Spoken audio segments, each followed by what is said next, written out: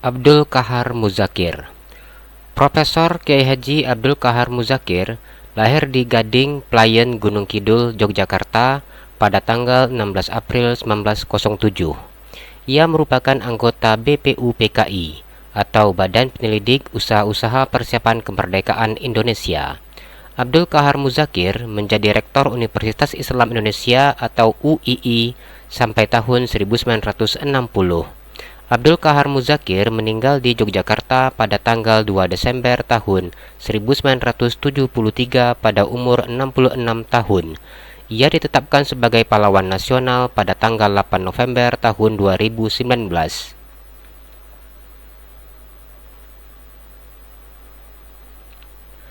Abdul Muiz. Abdul Muiz lahir di Sungai Puar, Agam, Sumatera Barat pada tanggal 3 Juli tahun 1883. Abdul Muiz putra Datuk Tumenggung Sultan Sulaiman. Ia bersekolah di ELS. Setelah itu Abdul Muiz melanjutkan pendidikannya di Stovia atau Sekolah Kedokteran di Jakarta.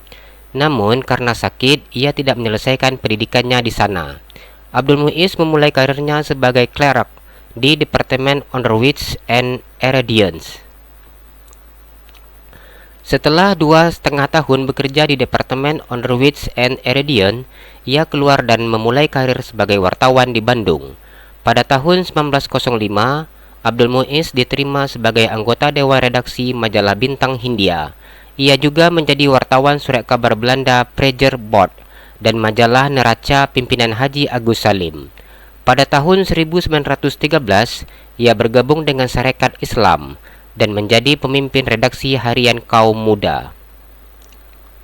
Pada tahun 1914, Abdul Muiz mendirikan Komite Bumi Putra bersama-sama Ki Hajar Dewantara.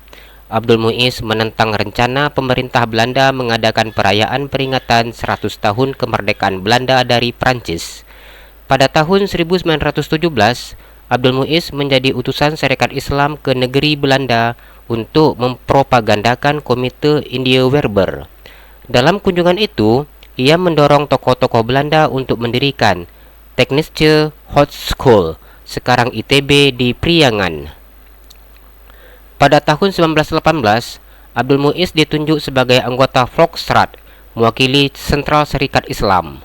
Pada bulan Juli pada tahun 1919, seorang pengawas Belanda di Toli-Toli, Sulawesi Utara dibunuh setelah berpidato di sana.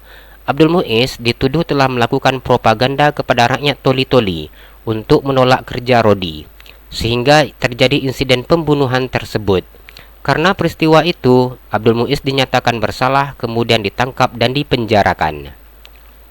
Selain tuduhan insiden pembunuhan tersebut, Abdul Muiz juga didakwakan bersalah karena tulisan-tulisannya pada harian berbahasa Belanda De Express. Abdul Muiz mengecam seorang Belanda yang sangat menghina Bumi Putra. Pada tahun 1920, Abdul Muiz terpilih sebagai Ketua Pengurus Besar Perkumpulan Buruh Pegadaian. Pada tahun 1921, Abdul Muiz memimpin pemogokan kaum buruh di Yogyakarta. Pada tahun 1923, Abdul Muiz mengunjungi Padang, Sumatera Barat.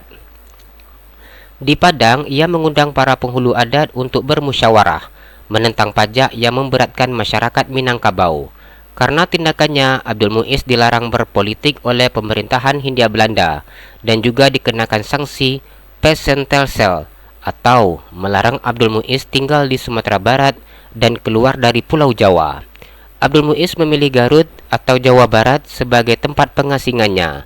Di kota ini ia menyelesaikan novelnya yang cukup terkenal, yaitu Salah Asuhan. Pada tahun 1926, ia terpilih menjadi anggota Regenkepsraad Garut. Pada tahun 1932, Abdul Muiz diangkat menjadi Regenkepsraad Contrelieur. Jabatan itu dipegangnya hingga Jepang masuk ke Indonesia pada tahun 1942. Setelah kemerdekaan, Abdul Muiz mendirikan Persatuan Perjuangan Priangan yang fokus pada pembangunan di Jawa Barat dan masyarakat Sunda. Pada tahun 1959, ia wafat dan dimakamkan di Taman Makam Pahlawan Cikutra, Bandung.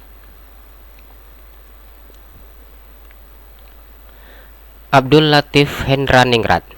Brigadir Jenderal TNI Raden Mas Abdul Latif Hendraningrat lahir di Jakarta pada tanggal 15 Februari tahun 1911.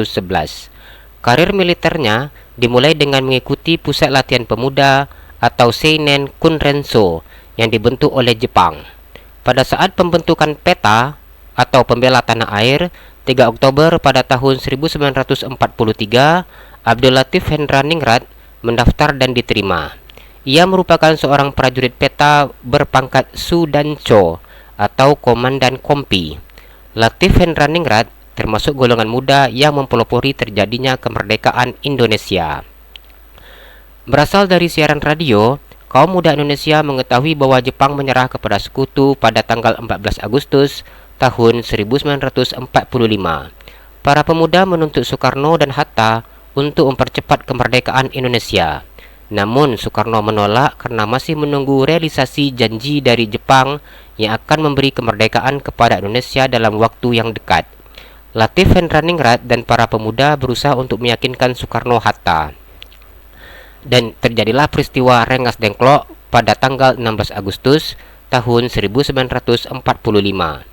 Di Rengas Dengklok, Latif Hendraningrat dan teman-temannya melaksanakan perundingan dan mendesak Soekarno dan Hatta agar segera membacakan proklamasi Indonesia. Akhirnya disepakati proklamasi akan dibacakan pada tanggal 17 Agustus tahun 1945 di kediaman Soekarno. Pada saat proklamasi kemerdekaan, Latif Hendraningrat ditugaskan untuk mengamankan rumah Soekarno. Setelah pembacaan teks proklamasi, Latif bertugas sebagai pengibar sangsaka merah putih bersama Suhut Sastrokusumo. Setelah proklamasi kemerdekaan Indonesia, Abdul Latif Hendraningrat terlibat dalam berbagai pertempuran. Ia menjabat sebagai Komandan Komando Kota ketika Belanda menyerbu Yogyakarta pada tahun 1948. Abdul Latif Hendraningrat ikut serta dalam serangan umum 1 Maret pada tahun 1949. Ia merupakan salah seorang tokoh yang bersama-sama dengan Panglima Besar Jenderal Sudirman merumuskan taktik gerilya dalam perencanaan serangan umum tersebut. Setelah penyerahan kedaulatan, Abdul Latif Hendraningrat ditugaskan di Markas Besar Angkatan Darat. Kemudian, ia ditunjuk sebagai Atase Militer Republik Indonesia untuk Filipina pada tahun 1952, lalu dipindahkan ke Washington hingga tahun 1956. Setelah kembali ke Indonesia, ia ditugaskan memimpin Sekolah Staf dan Komando Angkatan Darat (SSKAD). Pada tahun 1965, ia menjabat sebagai Rektor IKIP Jakarta. Pada tahun 1967, Hendraningrat memasuki masa pensiun dengan pangkat Brigadir Jenderal. Abdul Latif Hendraningrat meninggal di Jakarta pada tanggal 14 Maret tahun 1983 pada umur 72 tahun. Demikian video kita kali ini, semoga bermanfaat. Jumpa lagi di video yang berikutnya.